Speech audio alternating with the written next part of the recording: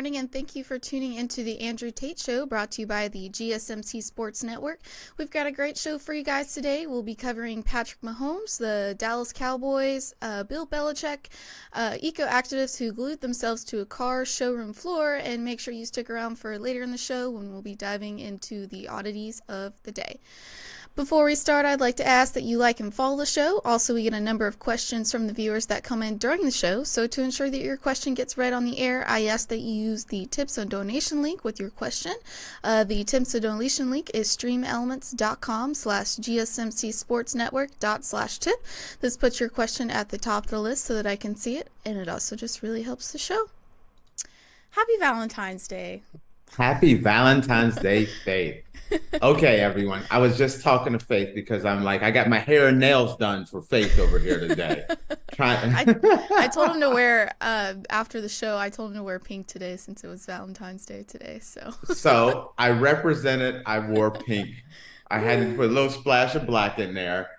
And then, so we're talking, and then Faith is talking about, before the show, she's talking about Valentine's Day. And first off, Faith is over here sporting the hearts and everything on her shirt, which is kind of cool.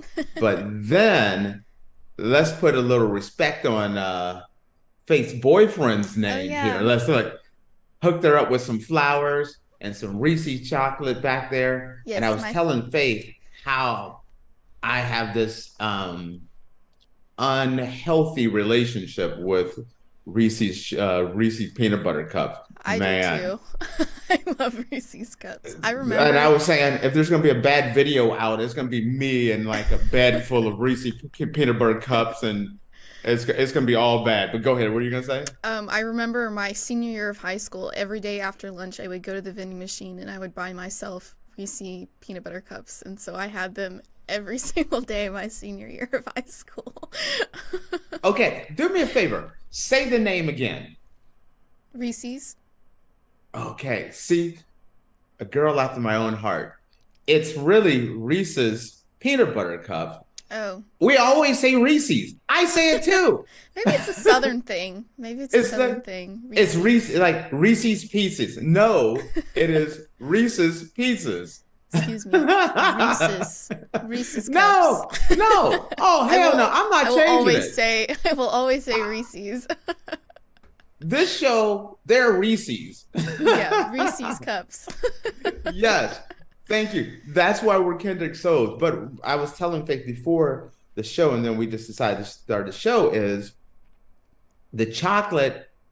I become a fan of the European chocolate. It's so smooth and it's really nice. Yeah. But I have a problem with a lot of Europeans when they come to talking about American chocolate. They think it's disgusting. And you know how many times I've heard people say that American chocolate tastes like vomit? Really? That's what they describe it as. It has a vomit taste to them. And I'm like, what do you mean? Like, the European chocolate, in my opinion, is superior. They're different.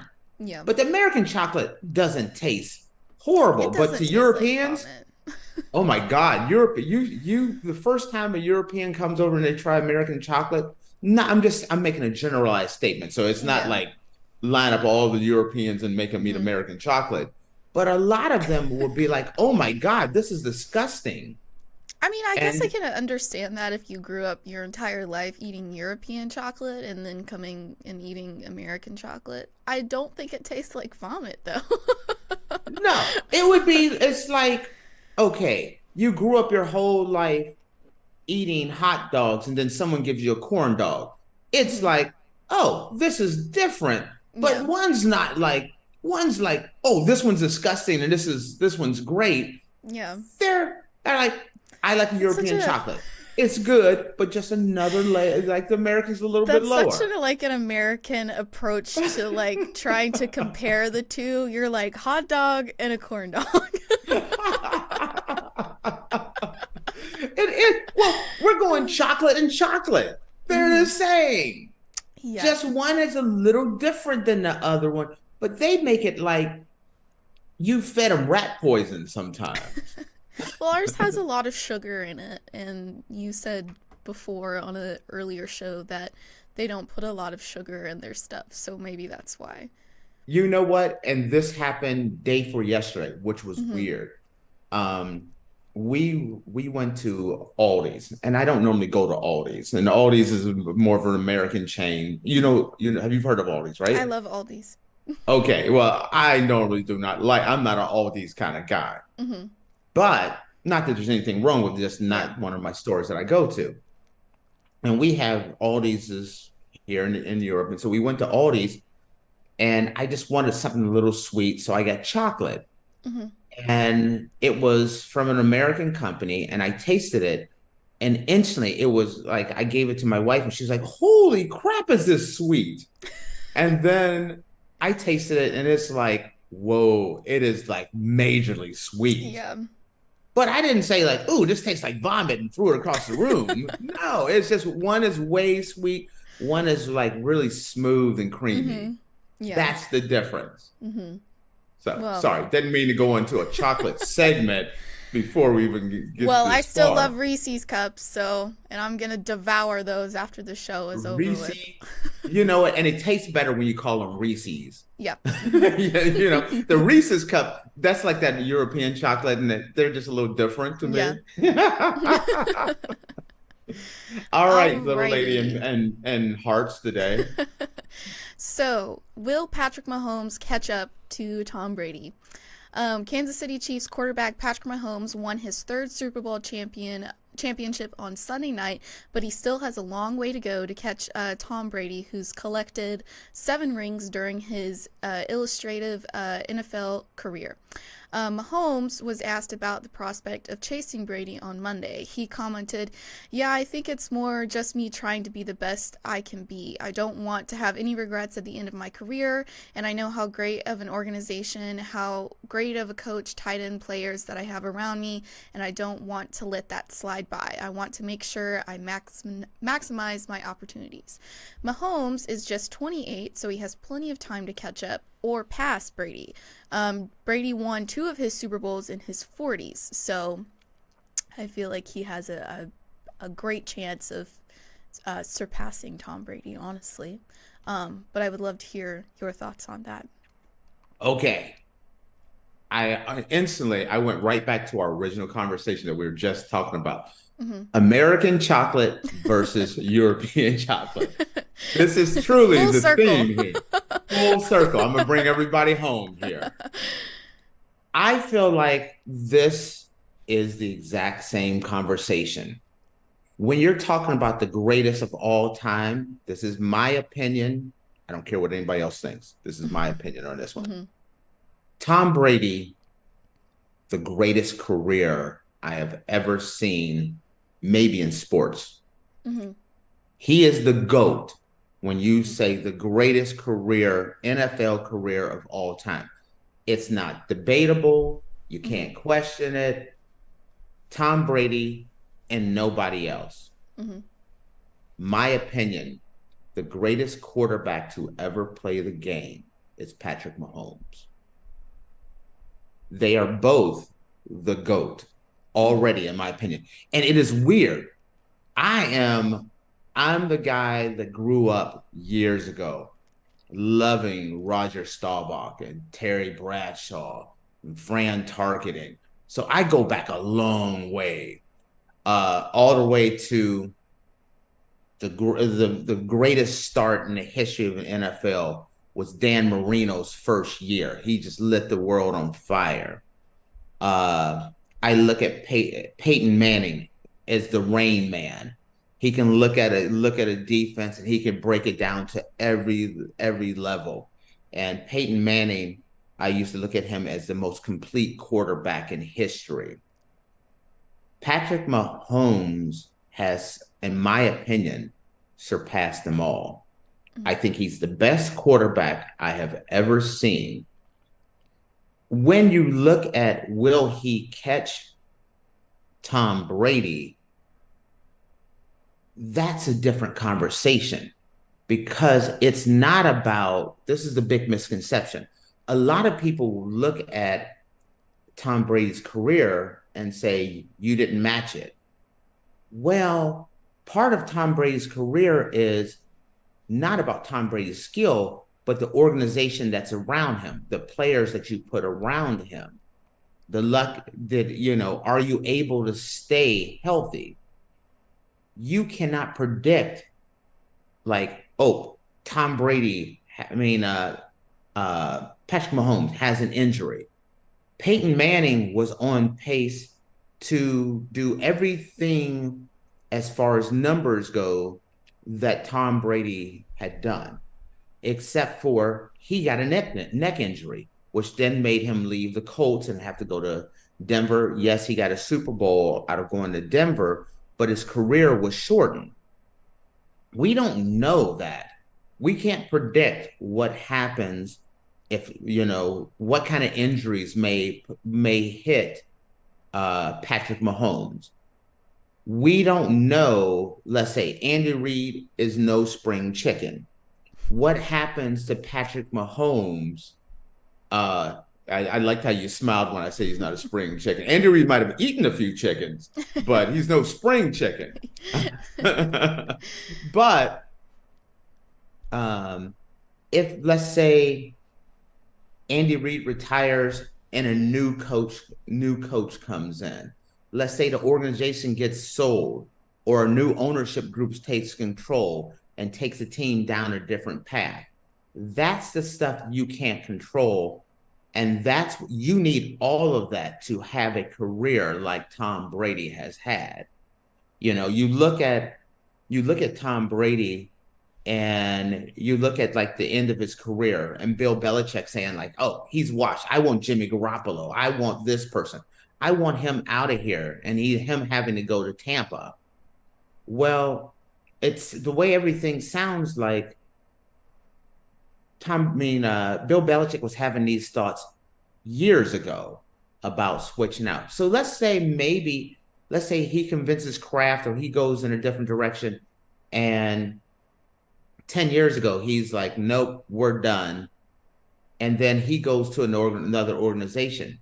Tom Brady's last third of his career or his last half of his career could have been totally different. Maybe he goes to a team where they don't have an offensive line as strong as an offensive line. He gets injured. His whole career goes in a different path in life. And now he's just an amazing, great quarterback. I think he still would be argued. It'd be him and Peyton Manning as two of the greatest of all time. But maybe he doesn't have a 20-year career. Maybe he doesn't end up with 7 Super Bowls. That's the stuff where you have to have everything go right. Coaching, ownership, organization, luck. You have to have all of that. But if you're asking me, greatest quarterback I have ever seen, it's Patrick Mahomes. Right now. I would take Patrick Mahomes over any quarterback who has ever lived. And that is fact for me. So go ahead. What you going to say? You had said one of our shows before how Patrick Mahomes, you can prove that he does so well and is one of the greatest quarterbacks because of like the team that he had to work with this year, and still ended up with a Super Bowl anyway.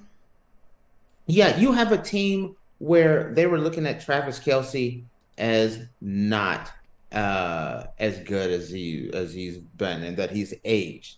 A receiving core that was dropping balls and lining up off sides, and they were losing games.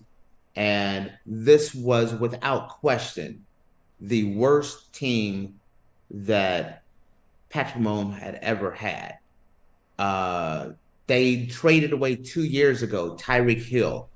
You do not trade away arguably maybe one of the best receivers in the NFL, maybe the fastest receiver in NFL history, a game-breaking weapon. You don't take a game-breaking weapon away like the cheetah and you get better.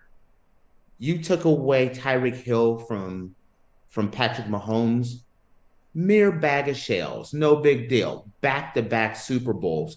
with a weaker receiving core. They didn't go out and bring in another Hall of Fame wide receiver. Travis Kelce didn't elevate his game to God mode. No, they went down as far as the level of players that they had, and it was nothing.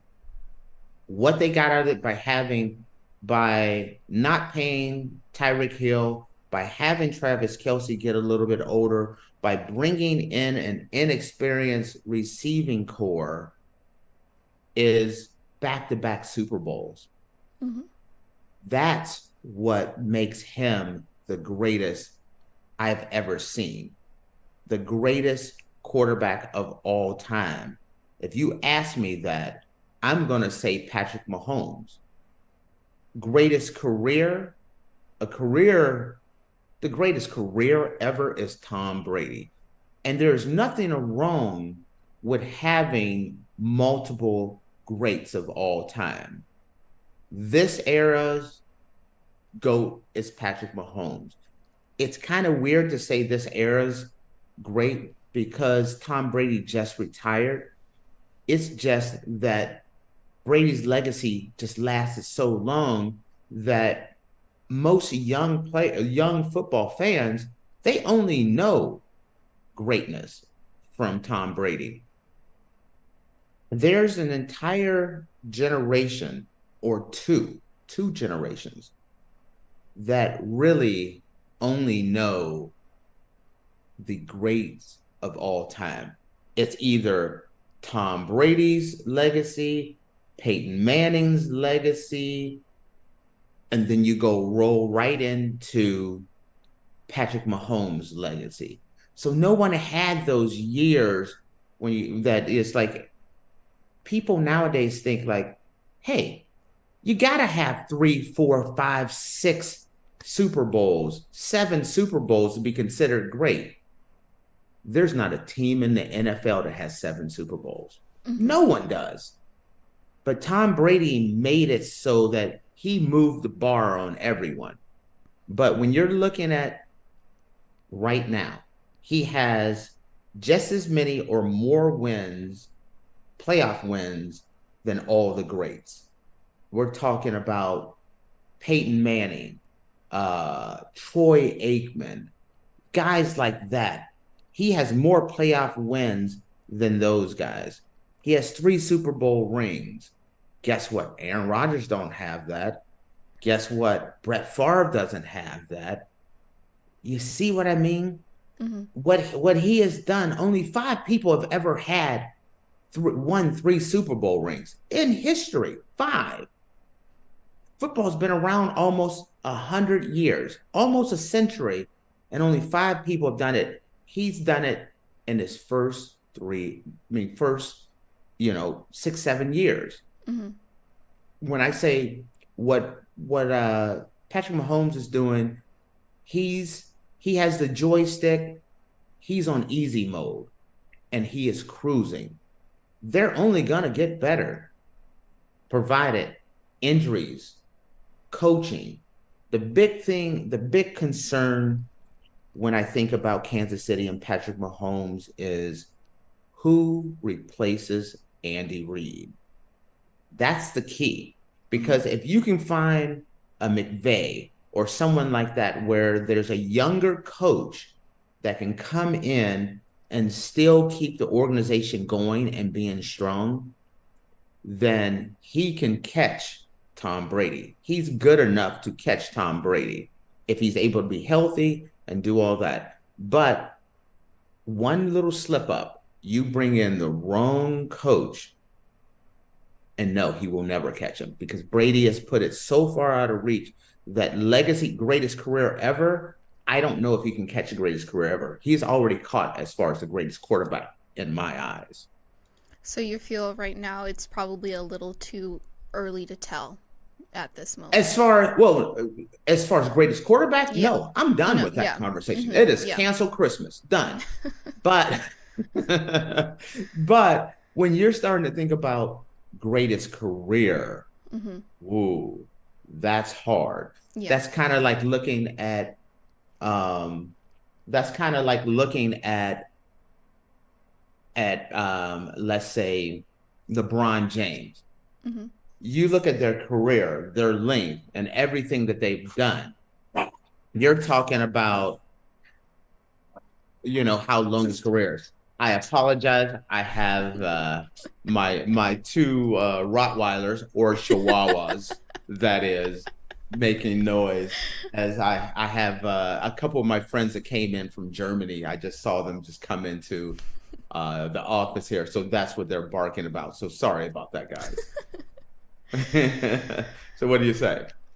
Um, I feel like I also agree that at the moment, Patrick Mahomes, no doubt about it, is one of the greatest quarterbacks ever. I mean, he's done so much in the few short years that he is in the NFL, and the fact that he's done it at the age of 28 is absolutely insane to me. But like you said, greatest career, obviously, it's going to be very, very hard to catch Tom Brady, if at all. Absolutely. So, All right.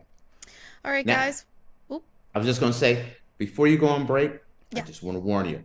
I'm going to run out of the studio real quick, Okay. hug my friends that just flew in from Berlin, and then I'll be back here. Gotcha. So if you start up without me, you're going to have to cover a little bit there, but I'll be back. Okay. All right. All right, guys. Well, we're going to take a quick break, and when we come back, we're going to be talking about the Dallas Cowboys. I feel like I'm losing my mind. Is everybody in the world blind? Please, Lord, give me a sign, a sign. I feel like I'm losing my mind. Is everybody in the world blind? Please, Lord, give me a sign, a sign. I wanna be the greatest. Everybody on the fake shit. I look around and feel like everybody is the fakest. I make this every day and I'm impatient, hoping one day I blow up from the basement. Statement, the top is so vacant. I don't hear shit that I think is amazing. Waiting for my day when I'm playing sold out shows for 1,000 faces. Hey, give me that crown, get in my way and to be put down. It ain't your place, all this my town. If I want that shit, then I'll get it right now. I'm losing it, the noose it fits, I'm losing shit. A stupid myth, you choose to live or choose to dip. You choose to fight or lose your grip and lose a gift. I feel like I'm losing my mind. Is everybody in the world blind? Please, Lord, give me a sign, a sign. I feel like I'm losing my mind. Is everybody in the world blind? Alrighty, guys, welcome back. Earlier, we were talking about whether Patrick Mahomes would be catching up with Tom Brady, and now we're going to be diving into the Dallas Cowboys. But first, I just wanted to remind you guys to like and follow the show. Also, we get a number of questions from the viewers that come in during the show, so to ensure that your question gets read on the air, I ask that you use the tips and donation link with your question. The tips and donation link is streamelements.com/gsmcsportsnetwork./tip. Let's put your question at the top of the list so that I can see it, and it also just really helps the show. Tate is back, everyone. Yeah, you got a brother over here running. I may be breathing hard over here. Brother's not in as good a shape as he should be, So, all right, I'm good though. That I had to. It's like since moving to Europe, it's now I just divide my friends up. I got my best friend west of the Mississippi, best friend east of the Mississippi, and then I have my best friend in Europe. And that was my best friend from Europe just flew in, him and his wife and their kids. They just got in. I forgot they were coming in. So I look over to the right of me and I'm like, oh, there's Alex who flew in from Germany. So, and here's a weird thing. They barely speak English. Oh, really? And we don't speak German. And we hang out all the time. Weeks at a time, hours and hours at a time, between broken English, Google Translate, and charades, pretty much. Like one day, she's trying to, Anne is Alex's wife, and she's trying to say cow. And so she's over there, and next thing you know, she says, and I'm like, what the hell is that? And then I realize she's milking a cow because it's this weird world I have by living in Europe with all these languages that I am slowly learning. Like I had a little bit of Spanish, a smidget of Portuguese, and then, French, German. It's just, it's some challenges here. Anyway, didn't mean to give you a little behind the scenes of my life here. That's so funny that he's your best friend and you guys can like barely understand each other. Yeah, we have a black. We do like they're here. We'll spend pretty much every day they're here, and probably I'm gonna say 50% of the words. The rest of them are Google Translate and charades. We have a blast. I know that's got to be weird. That's got to be weird to you, right? Well, I mean, we have I have a coworker at the restaurant that I work at. He does not speak any English at all, but we'll sit down and have conversations sometimes, but it'll mainly just be me like smiling and nodding my head and then using Google Translate later to figure out what he said. Oh no, I'm using it right then and there. I'm not pretending like, no, dude, I have no clue what you just said. Type that sucker in. All right. So. Well, since you are a Cowboys fan, I figured this would be the first thing that we would discuss. Are the Cowboys having second thoughts on who to hire as a defensive coordinator? The Dallas Cowboys might be having second thoughts about hiring Mike Zimmer as their next defensive coordinator. On Sunday, ESPN NFL insider Adam Schefter reported they plan to hire the former Minnesota Vikings head coach. During a Monday appearance on the Pat McAfee show. Pat McAfee. McAfee. I got you. McAfee. Schefter recanted his report, noting that the Cowboys and Zimmer haven't agreed to a deal, and ESPN analyst Rex Ryan could still be in play. The former Jets and Bills head coach also implied Dallas was still interested on Sunday, saying, "I'm not so sure Zimmer has the job right now." So, I know we talked about this before, I believe. Yes. Okay, so here's the situation. This is smidget an old story, but I'm going to give some update to it and then talk about it a little bit as well. So I actually watched this. Adam Schefter comes on and they pretty much agreed that Zimmer was going to be the new defensive coordinator. And he's announcing that. And oh shoot, I can't think of his name now. The other guy that they're kind of Rex Ryan. Rex Ryan looks at him like, no, my man, that's not true. And he's kind of reporting that. And he's like, I can tell you firsthand that's not a done deal. And so he's like, okay. And then yesterday, they finally announced that Zimmer is going to be the new defensive coordinator. Okay. So that's where I'm bringing it up to speed. But there's more to this story. And the way everything sounds, and Zimmer has been with the Cowboys for years. And so I have a soft spot for him. He was a great coach in Minnesota.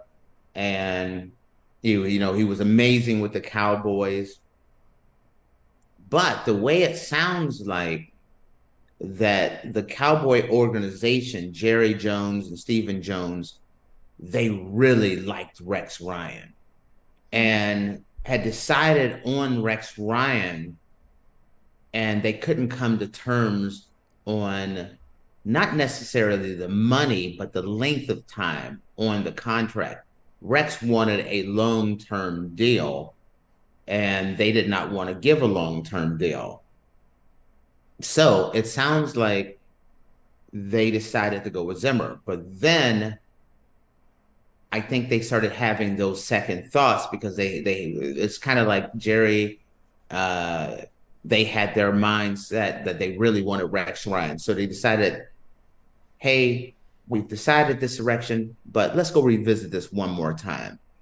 And that's the reason why when they announced it that, hey, Zimmer's going to be the coach, and Rex was like, no, that's not true.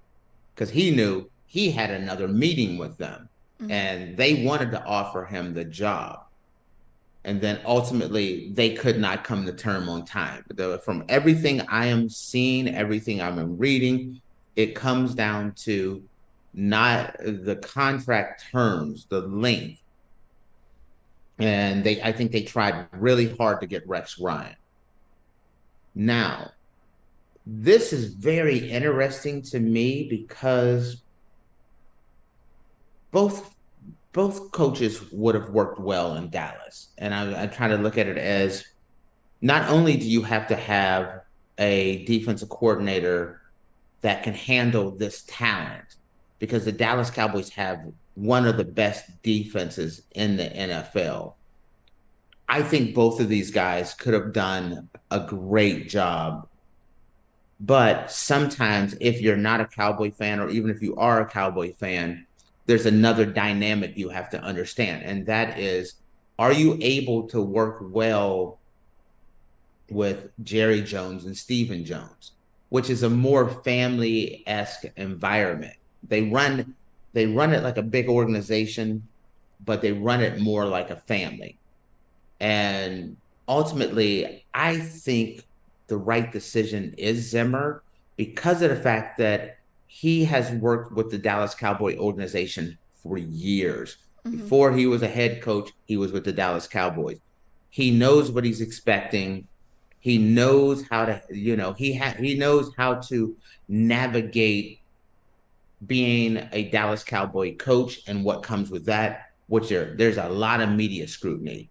If you blitz when you should have went and been in the zone, every media outlet's going to cover you made a bonehead play. Even if it's a minor play, it's a bonehead play. So being able to handle the media scrutiny, also being able to handle, hey, Jerry Jones is going to be doing a show every week. Jerry Jones is going to be doing a press conference multiple times a week, which is not something that most owners do. No one cares if the owner of the Cleveland Browns has a weekly show or he does a press conference. No one's tuning in. No one cares unless he says something incredibly foolish. It's not making news. Jerry Jones says, I want a turkey sandwich on rye, and I asked the defensive coordinator if he wanted one as well. That's going to be news. He's feeding the coach too much. He's doing this. He's doing that. Why not bread? Why not white bread? It's always going to be something when it comes to the Cowboys. So you have to have a coach that's used to this and can handle this. And I think also with a young defense, you need I think Zimmer's a better approach, because Rex Ryan is a media guy. He likes the spotlight. That's why he loves being on ESPN. When he was with the Jets, is the whole Mark Sanchez thing and the Bill Belichick thing. He loves being, bigger than life, saying outrageous statements. The Dallas Cowboys do not need that. You're going to get enough attention by what Jerry Jones is going to say. There's enough attention on Mike McCarthy. There's enough attention on Dak Prescott and Micah Parsons. Now you're going to have a defensive coordinator who's going to say outlandish and very boisterous things out there. That's, I think, too much. The organization, in the long run, I think it's a better decision to have a more closer to the vest defensive coordinator who is not looking to make headlines. The Cowboys make too many headlines as there is. The Cowboys, I think one of the problems why the Cowboys haven't been able to get over the top is a lot of times, because there's so much media scrutiny, there's so many cameras in front of the players, there's a lot of extra player pressure on a team that other teams don't have. It's kind of like me telling you beforehand, hey, I'm going to run over there and I'm going to say hi to my friends. If I'm not back in time, you got to carry the show. You're totally capable of carrying the show, but just the thought of it, it's like, oh boy, you start getting in your head like, okay, what am I going to say? What do I have to do? Oh, I haven't prepared for anything. You start thinking about these things right before a major game, and sometimes you're focusing on things that may not matter. That's the little difference between, hey, we're in the Super Bowl and another failed season because of all the extra pressure. So I think this is the right decision for the Cowboys. What do you say? Well, when I was reading this, it said that before Minnesota fired him, he had reportedly created an environment where players dreaded going to work. So, are you concerned that this will be the same with the Cowboys, or because he's worked with the Cowboys in the past that this won't be an issue? Absolutely not. And here's the reason why. And I'm so happy you brought this up. When you're in the NFL, these are grown men who are making millions and millions. And when you come with that, the cachet of making millions, you're also in the Minnesota media market. You have sometimes the whole concept of players who are a little pampered or, a little different. Well, it doesn't get any more pampered than being a Dallas Cowboy.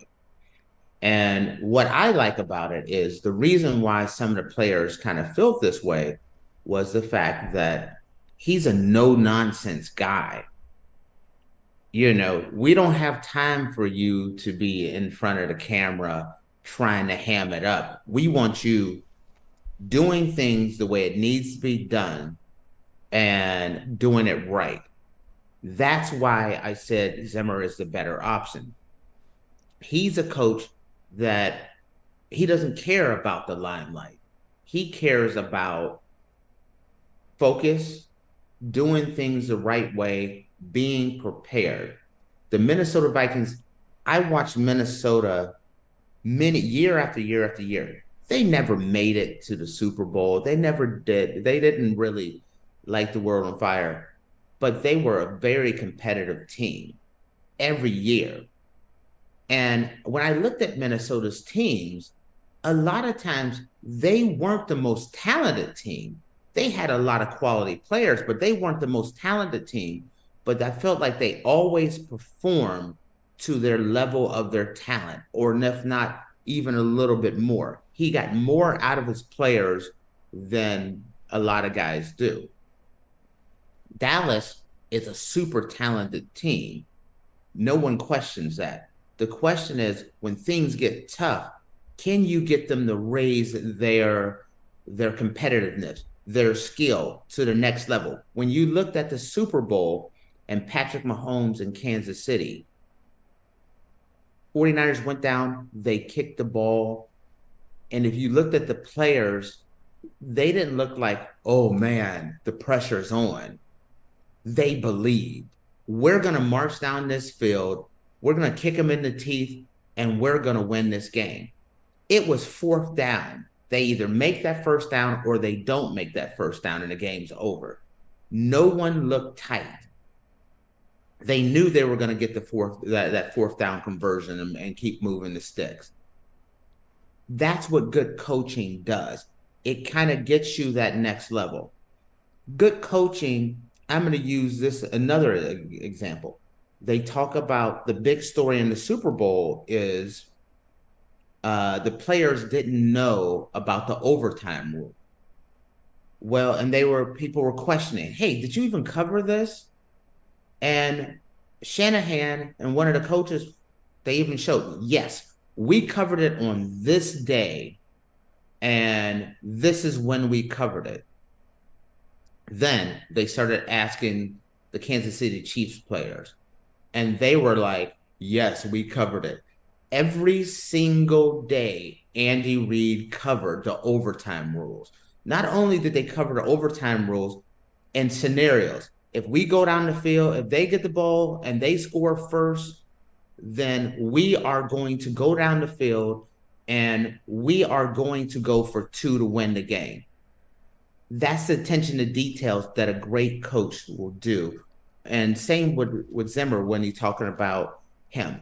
Getting the players ready, no nonsense. You don't really need it, especially with the Cowboy organization and all the off-the-field distractions, all the press conferences, the shows by Jerry Jones, the way ESPN covers it, the way Fox covers them. You don't need your defensive coordinator sticking his chest out and talking this so that now your defense, Micah Parsons, hey, did you hear what Rex Ryan said? You need to answer this. Hey, did you hear what Jerry Jones said? Hey, did you hear what this person said? That person said. There's too much of that in Dallas. You didn't need to add another layer to this. That's why I think it was the right decision for the Dallas Cowboys. Now, I think Rex could be a defensive coordinator for almost any team in the NFL. Heck, I think Rex could be a head coach for a lot of the teams in the NFL. But you don't need that in Dallas. There's too many distractions. That's my take on it. Alrighty. Well, with that, guys, we'll take a quick break, and when we come back, we're going to be discussing the eco-activists who glued themselves to the floor at a German supercar showroom.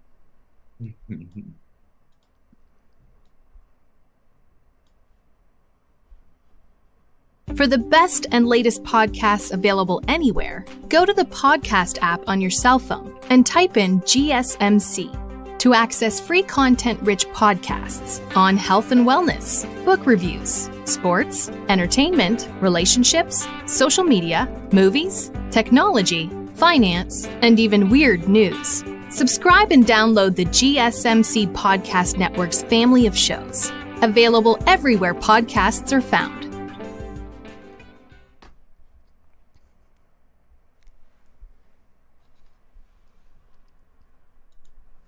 Alrighty, guys, welcome back. Earlier, we were talking about Mike Zimmer and the Dallas Cowboys, and now we're going to be diving into eco-activists who glued themselves to the floor at a German supercar showroom. So, this is an interesting story. I don't know if you sent it to me, but I don't know if you read it or not. What do you think you know the answer to this one? The answer is probably no. You did not read it. I did not read it. No, I have no clue.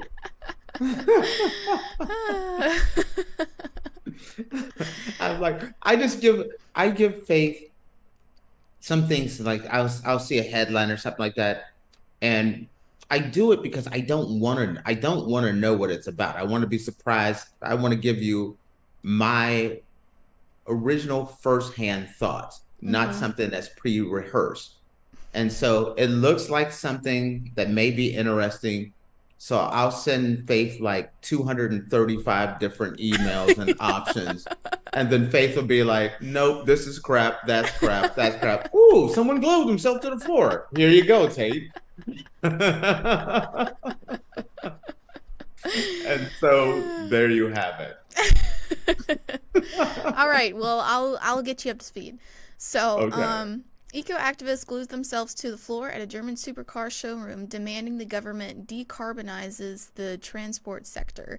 A group of eco-activists had glued themselves to the floor of a Porsche showroom in Germany and had vowed to remain there until the demands for the government to decarbonize the German transport sector are met.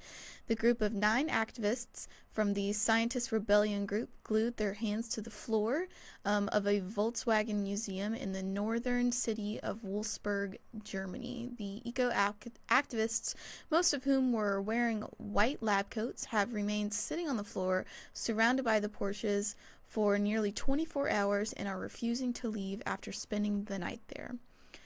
Some of the activists are on a hunger strike, while others complain that Volkswagen had denied their request to have a bowl so that they could go to the toilet in a decent manner while they are glued to the floor.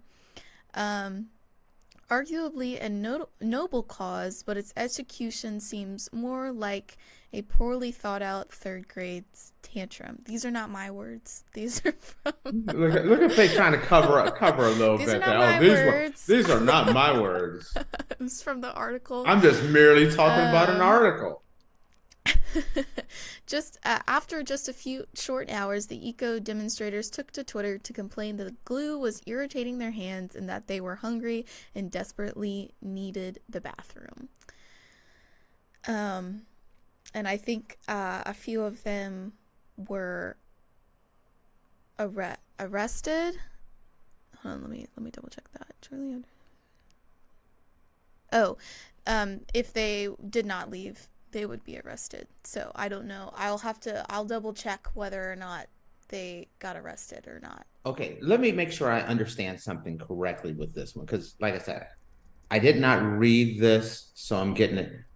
The big thing about this story was weren't they upset because they weren't being treated well? They didn't like the way they were being treated.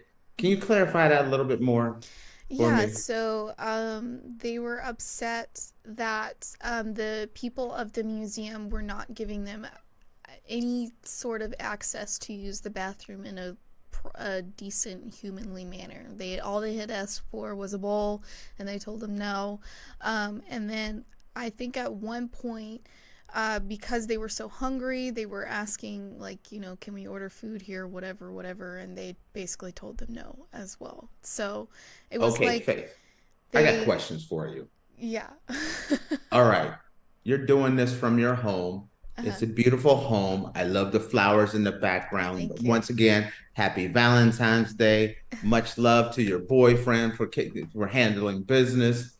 But if you got up this morning and there was a robber in your place, and I think I know where this is going. And he was like, hey, you're trespassing. Get the hell out of my house. Yeah. And he's like, no, I'm staying here. And so he decides to sit down. And after a while, he's like, hey, I'm hungry. Can you make me some breakfast? Can you get me some snacks? Oh, I love those Reese cups over there. Can you give me a couple of those? Well, these people are breaking the law. Mm-hmm. They're coming into this dealership. They're gluing themselves to the dealership's floor. Mm-hmm. Now, I am not talking about their cause. Is their cause just?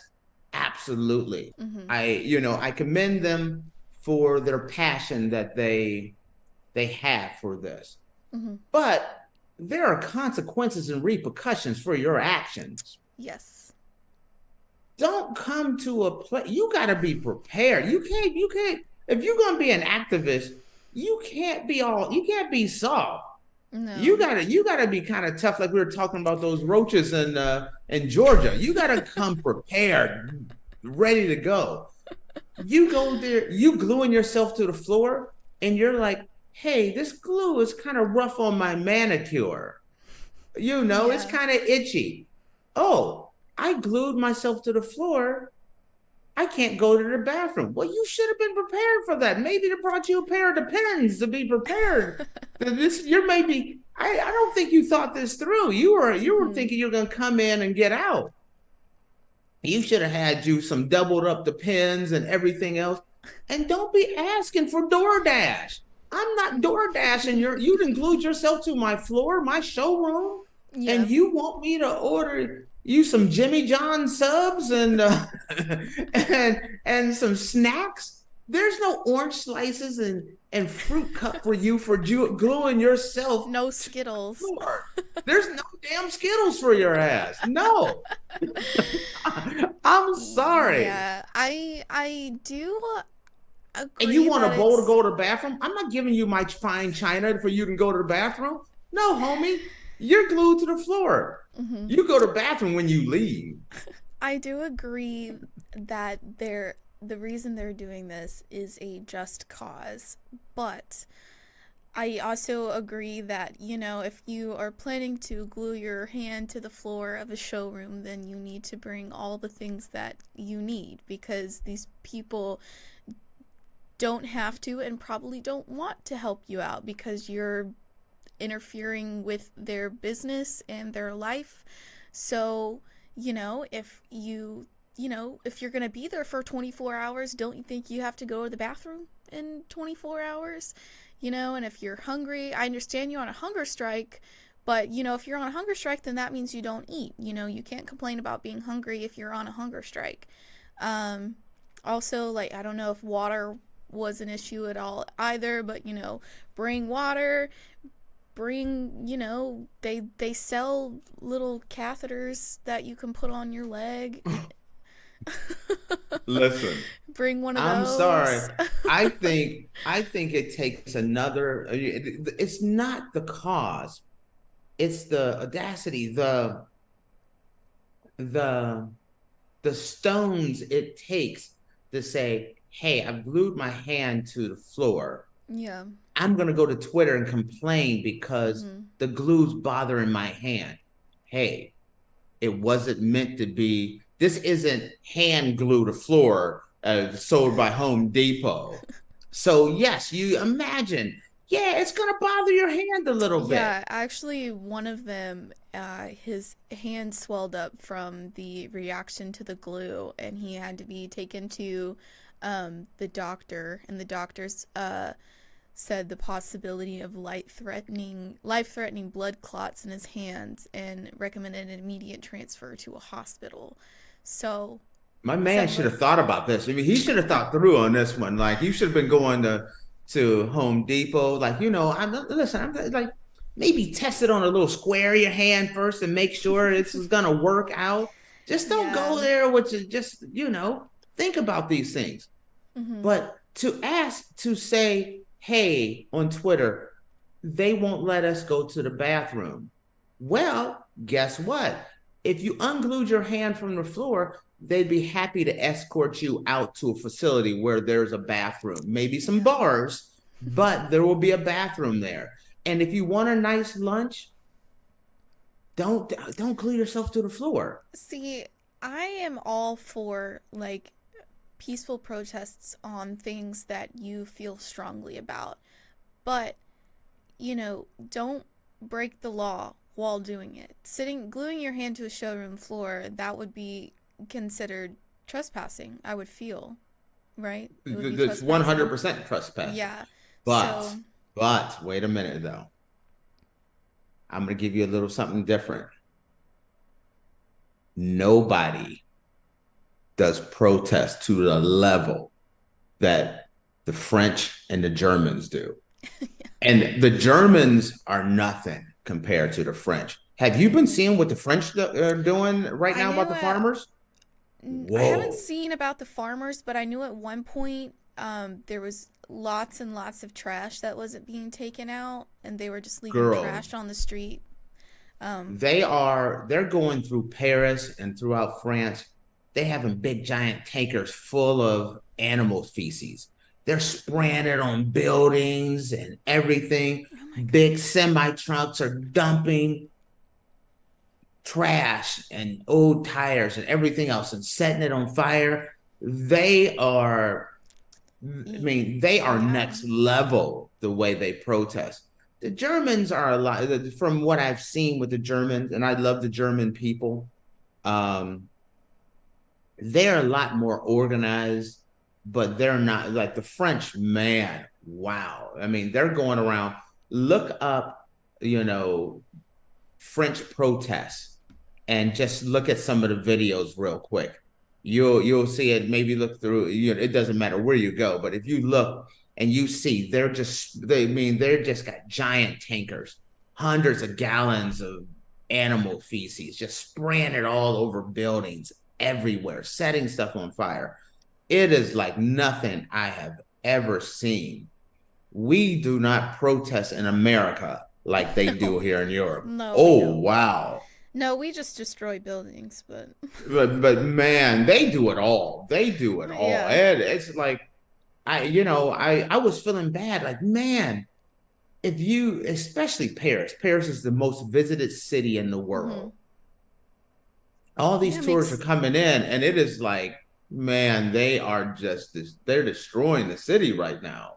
Or they were. That was last week. I don't know about this week.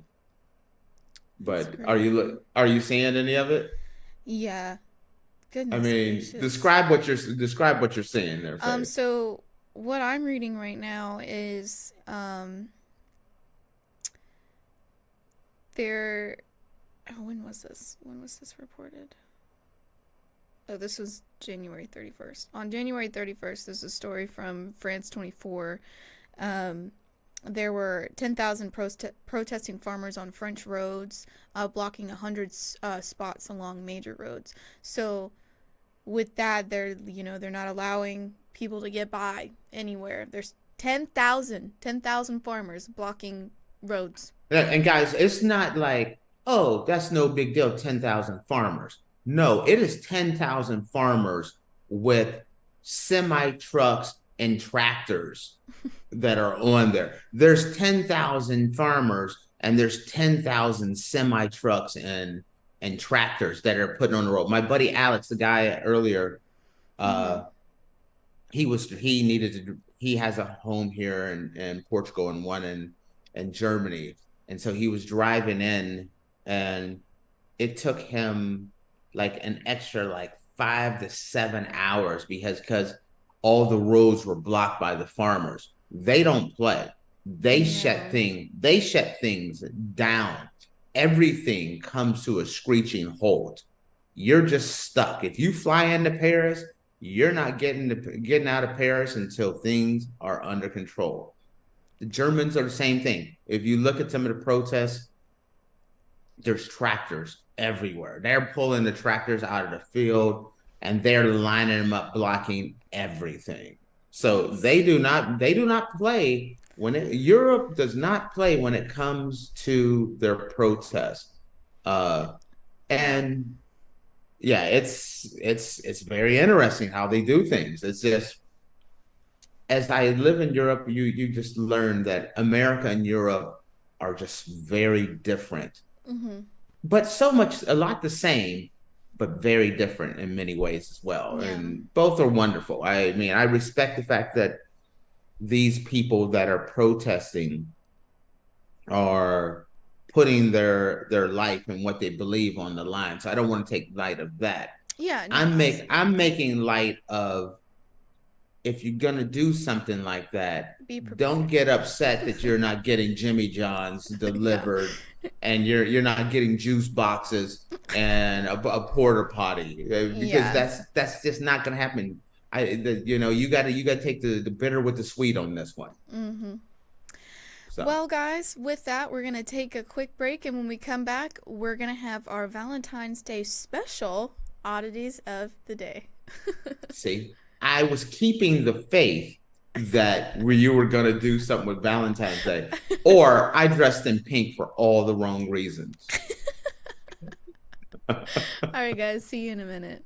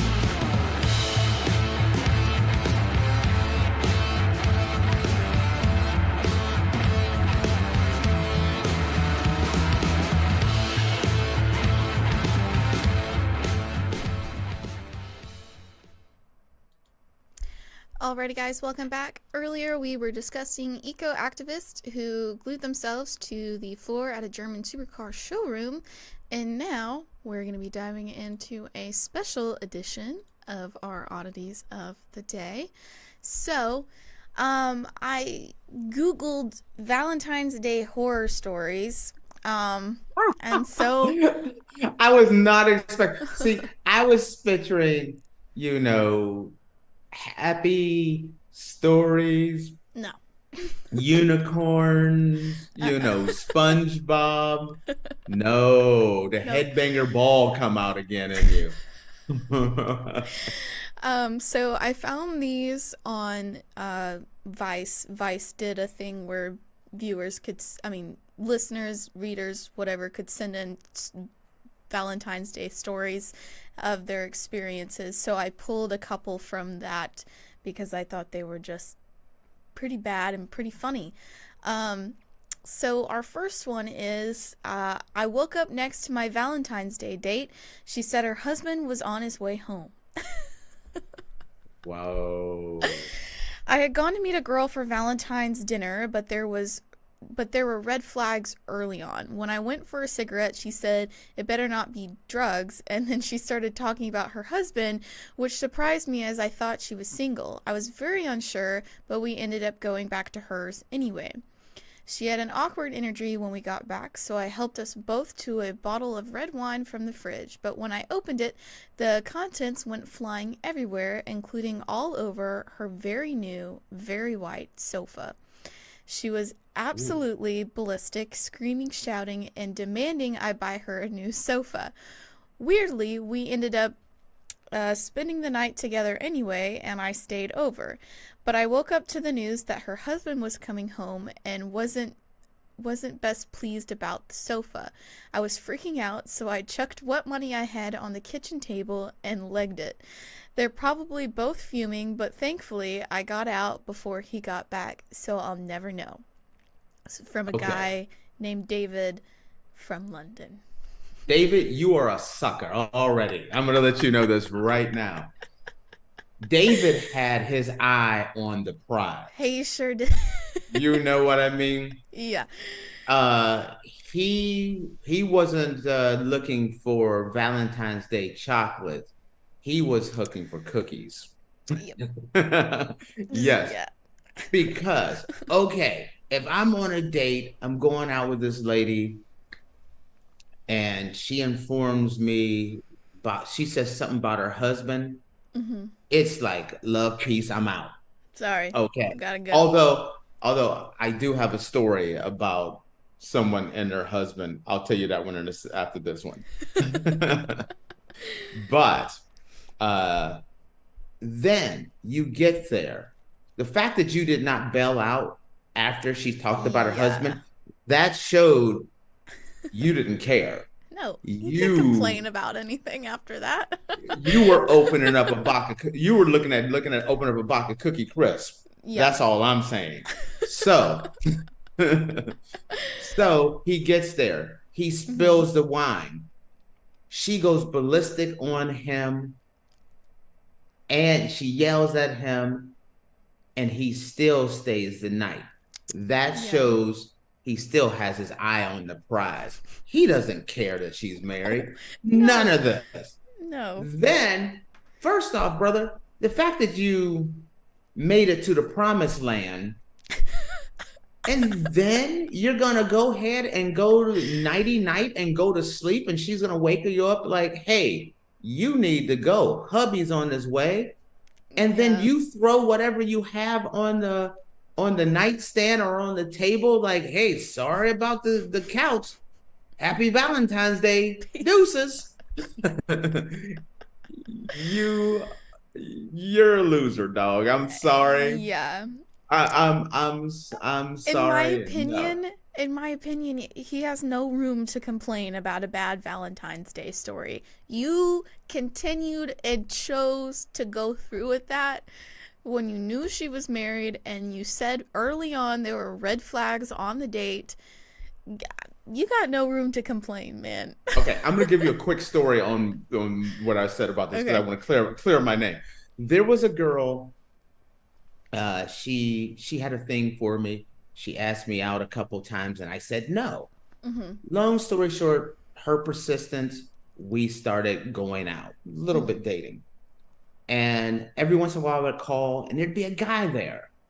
And I'd be like, who is that? And she's like, oh, that's my brother. He's a roommate. He's my roommate. No problem.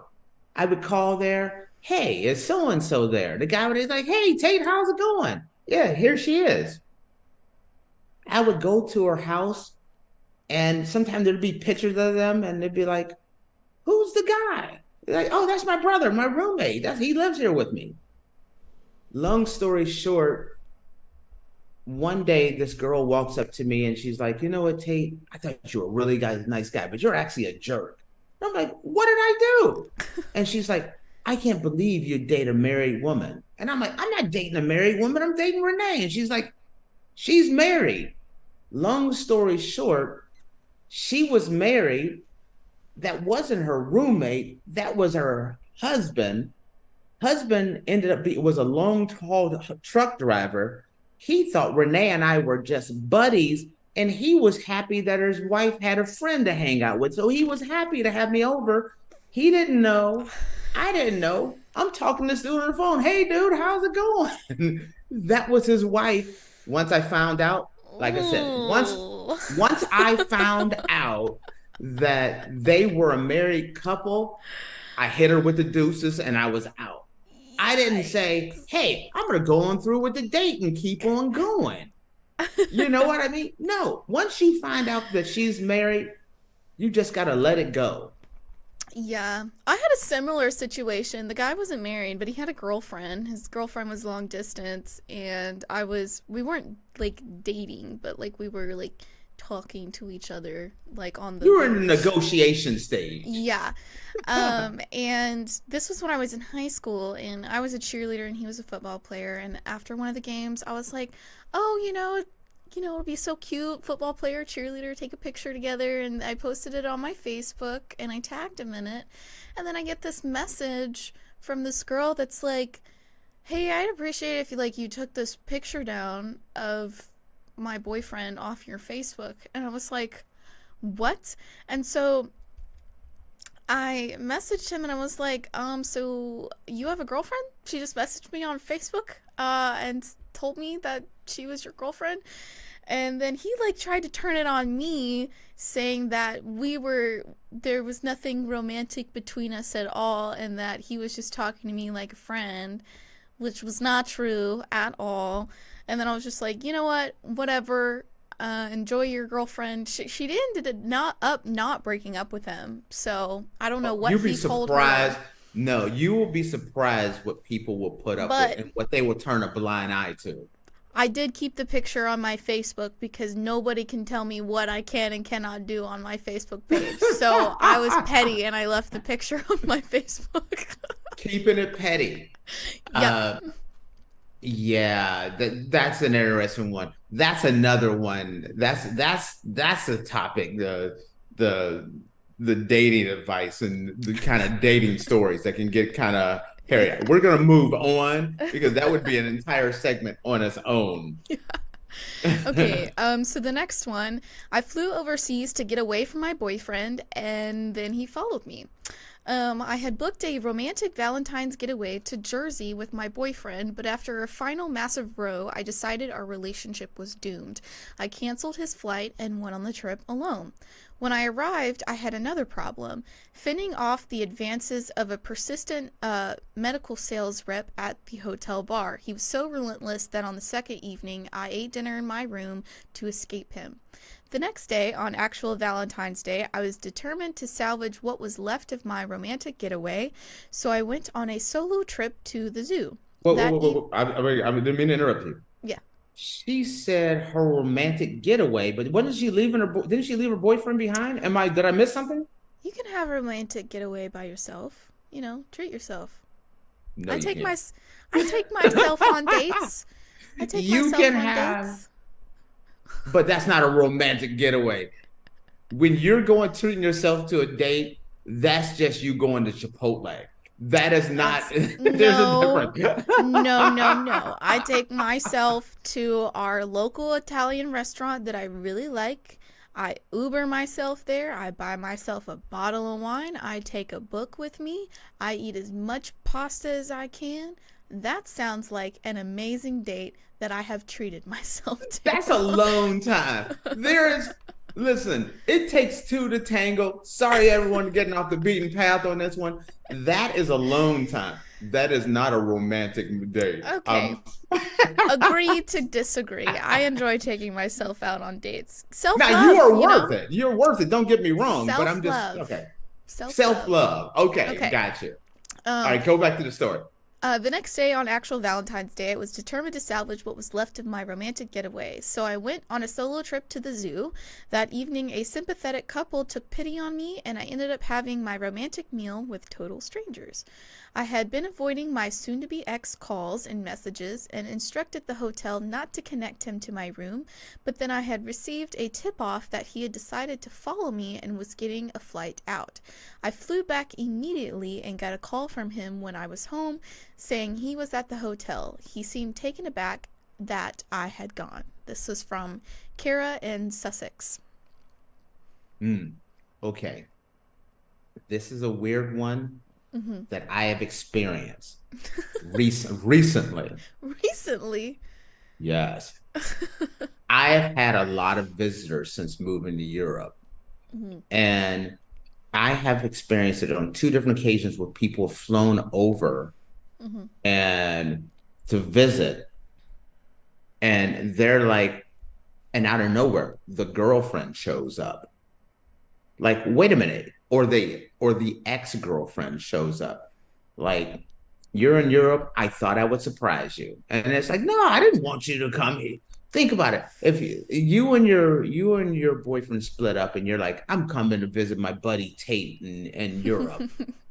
And you're hanging out, and next thing you know, your ex shows up in Europe? No. Oh no. I cannot. I'm an independent. This happened twice. I'm an independent person, and I always tell people when I date them, I love spending time with you, everything like that, but I'm an independent person, and so I also need time to myself, so I don't get codependent off that person, because I've had issues with being codependent with partners in the past. So I was like, I need to learn how to be alone with myself and take alone time for myself. I respect that. Relationships. So anytime I give them a warning, if they get too clingy, I'm like, all right, that's, step back just a little bit. That's pushing my limit. I let them know, and then if they continue to do it, it's done. That's You know what? There's a lesson in this one, and I think not enough people catch this lesson. This story and what your story that you're talking about, guys, girls, if you really like someone, you have to give them space to breathe. Yes. If they tell you, hey, I'm going to Europe for some alone time, don't come and show up. No. Or if a girl wants some free time, some space, don't push on them. No. You need to make time. There should be always time. There should be time that she has her time. There should be time that you have your time, and then you have time together. Yes. But those should be that pie should be divided up between those three. It shouldn't all be one just big old pie of us. You need a slice for you, a slice for her, and a light slice for all you guys. Now, you could decide to you show up in Europe and you're like surprised. I don't even think that's cool. And I don't even think it's cool, even if you're suspecting, like, my girl, she's in Europe because she's cheating on me. Don't show up unless your partner is like, oh, like, wish you were here. It would be so nice if you were here, Yes, miss you. But, yeah, I agree. Even if you think he's cheating or she's cheating, you shouldn't show up, because the fact of the matter is, if you suspect that someone's cheating, that relationship is over because there's no trust there. And you should get out just because of the fact that you don't have the trust game. If you don't trust that person, whether you find out they're cheating or not, it's already in your head that you don't trust that person. You should let them go. Absolutely. Do you agree with me or disagree with me on Yes, that one? I absolutely agree. When in doubt, throw their butts out. All that aside, guys, I hope everyone has a wonderful Valentine's Day. Yes. If you don't have a date, take yourself out on a date. Buy yourself some chocolates, get a nice bottle of wine, find a good rom-com, sit down, enjoy the alone time. If you have somebody, make sure you tell them how much you love them. Bring them some flowers, little stuffed animal, a card. Share the love. You come off of the story where the guy shows up in Europe without being wanted, and then you go with the Mr. Rogers ending and sticking the landing. Because the show's almost over, and I don't like ending the show on a bad note. Even a positive. You know what? I can appreciate that. You said something yesterday when you're talking about ending. Mm-hmm. When you're thinking about Valentine's Day, so many people, I'm not saying male, female, whatever, they're about, hey, I expect flowers, I expect this, I expect that. I think you shouldn't expect anything from that other person that you are not willing to do as well. Mm-hmm. So whether it's your guy or your girl and your girl, your guy and your guy, take care of each other. That would be the thing that I would say. Think about what they want more than what you want to get. Absolutely. That would be my advice. Yep. Dang, we went all Mr. Rogers or 180. Alrighty, guys. Well, with that, we're going to close out the show. Thank you for tuning in to the Andrew Tate Show, presented by GSMC Sports Network. Your support means a lot to us, so please remember to subscribe to the show and leave a positive review. It really does make a difference. We also invite you to follow us on Facebook, Twitter, TikTok, and Instagram for more content and updates. Thank you once again. Have a wonderful day. Happy Valentine's Day, and we'll see you tomorrow. Happy Valentine's Day. I'm going to do instead of peace, I'm doing the little heart this time. And you little weirdos with your little Gen Z. All right, guys. See you tomorrow.